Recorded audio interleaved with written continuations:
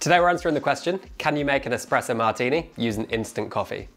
The answer is actually a resounding yes, and I think you're going to be shocked at how good the results are, but there are some things you need to know, which we're going to cover today. This recipe uses instant coffee. It's inspired by the classic espresso martini. Bring the two together and you're left with the best name for a cocktail that I've actually ever come up with, which is going to be the Instant Classic. Let's make some coffee cocktails.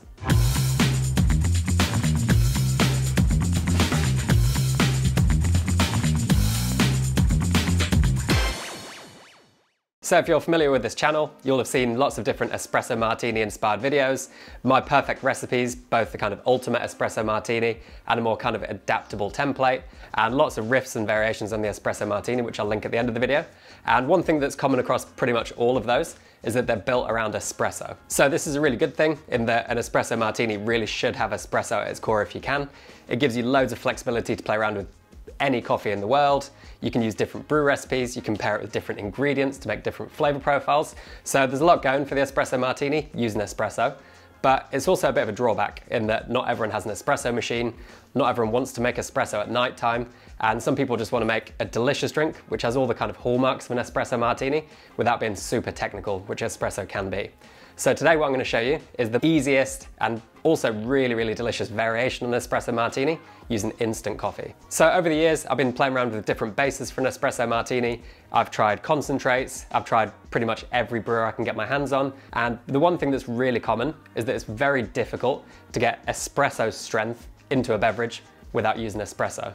And actually the easiest way I've managed to do this is going to be with instant coffee. So first of all, we're going to be talking through instant coffee, what to look for when you buy an instant coffee, and also what's really important to avoid.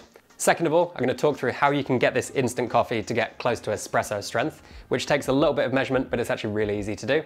And then third of all, we're going to make the Instant Classic, which is our instant coffee based espresso martini, and it's very delicious. And then stay tuned till the end of the video because there's going to be a giveaway so you can make this drink exactly for yourself. So first of all, when it comes to buying instant coffee, there's three really important things you need to know. Number one is to buy the best possible instant coffee you can. It's going to be the base of our espresso martini or our instant classic, so it really does need to taste good.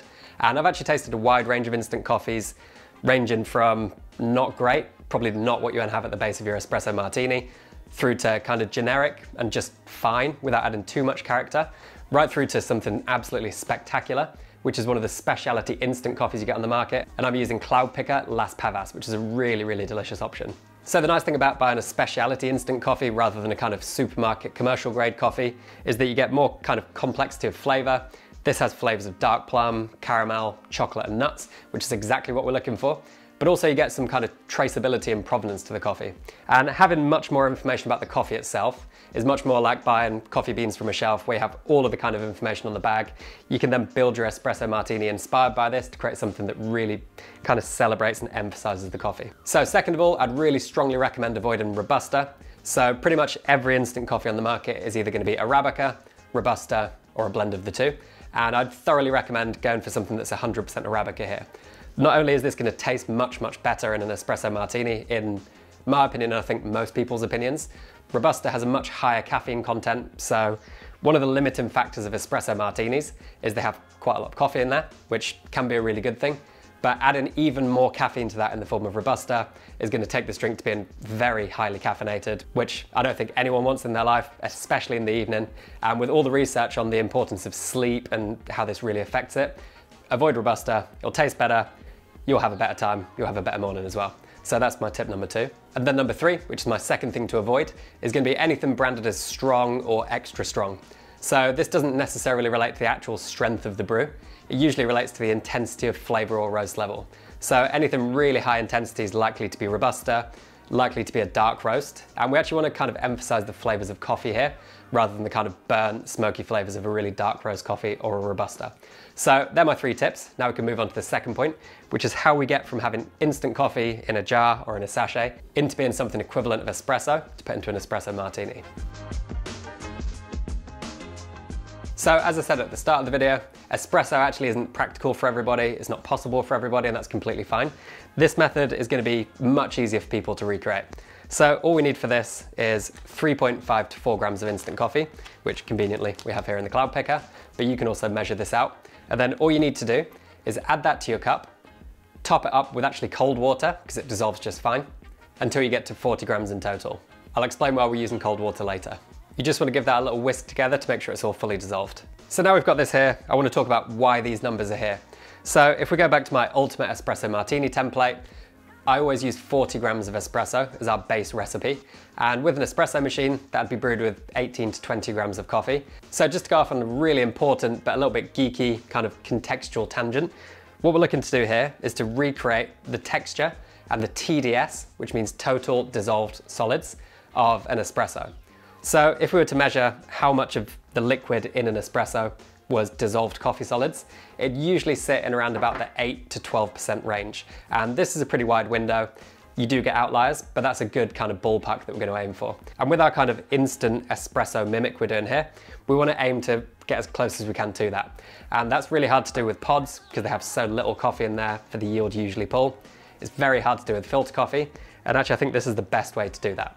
And it just gives us the perfect base to kind of build the drink around. So just to measure the TDS of our kind of mimicked espresso base using instant coffee, you can see we're looking at 8.14 here, which is on the lower end of espresso, but it's still within that kind of 8 to 12% range. So we're looking really good. So obviously this isn't an espresso as such, but at a pinch, you could add a little bit of steamed milk to the top of this and get a pretty delicious pretend flat white at home. An important little note here is that you will need to do some experimentation here. If you don't have a refractometer, that's fine. You can kind of do it to taste. And if you make a delicious drink at the end of it, then perfect. But some of the supermarket instants, because they're really, really finely kind of powdered up, or even some of the granules, 3.5 grams ends up being quite a lot. And you end up with a weird texture in the drink, which is kind of overpowering in the flavor, but also gets like a weird kind of set, moussey texture, almost becomes really firm.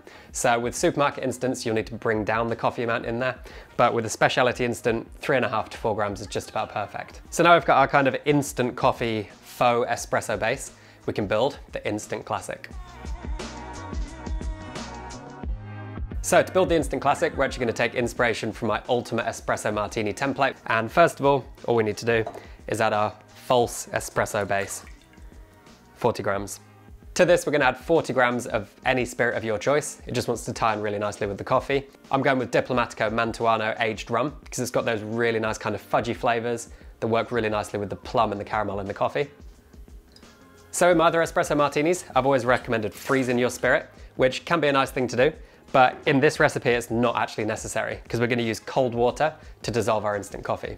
So freezing it would be done to kind of counteract the hot espresso, but we don't need to do that here, so just straight in with 40 mils. We're gonna go 20 mils of a 2-to-1 sugar syrup of your choice. I'm just going with the 2-to-1 cane sugar syrup from Monin. I'm not gonna add any saline solution to this drink just because a lot of the instant coffees, particularly the supermarket instants, have a little bit of a minerality to them anyway, so it's not actually necessary. I'm gonna shake that up with plenty of ice. We're gonna fine strain into a frozen either coupe glass or Nick and Nora glass, and there we have the instant classic.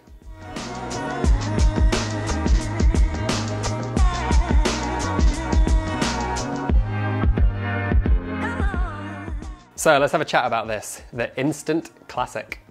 First of all, you can see the texture looks amazing. It's got that really nice kind of foamy head you look for in an espresso martini. So let's give it a taste.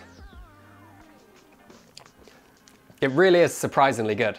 Like, it's got a load of the kind of characteristics you look for in an espresso martini, plenty of coffee flavor coming through, a nice balance of booziness and sweetness. It's very, very tasty. So this drink's got a lot going for it. There are a couple of drawbacks. Number one, you can't use any coffee in here. You're kind of bound to the coffee that you've bought as your instant coffee. In this case, that's not an issue because it's really delicious, but I do appreciate specialty instant coffee isn't available all over the world. So buying the best you have is a good solution, but it doesn't give you the freedom you have with espresso beans brewed to the recipe you're choosing. I don't think using instant coffee in this way is ever going to be as good as a really nicely brewed, freshly extracted espresso, but it's a really good substitute. And although you're kind of bound to one flavor profile, you can substitute different spirits in there, different sugars in there, and take it in a few different directions. So would I make this again? Yes, I would. Have I been served espresso martinis much worse than this?